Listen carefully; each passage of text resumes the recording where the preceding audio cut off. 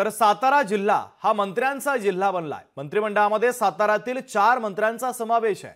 साताऱ्यामध्ये भारतीय जनता पक्षाच्या वतीने शिवेंद्रसिंहराजे भोसले, मान खटावला पहिल्यांदाच जयकुमार गोरेंच्या माध्यमातून मंत्रिपदाचा मान देण्यात आलाय।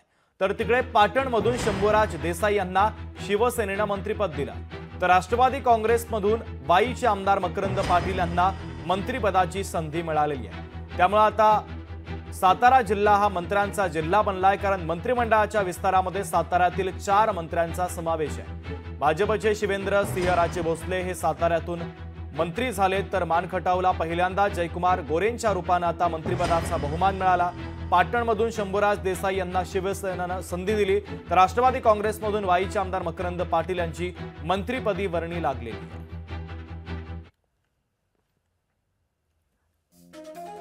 तर साताऱ्याला 4 मंत्रिपदे मिळाली। शिवेंद्रसिंहराजे भोसले, जयकुमार गोरे, शंभूराज देसाईने मकरंद जाधव पाटील हे साताऱ्याचे 4 मंत्री।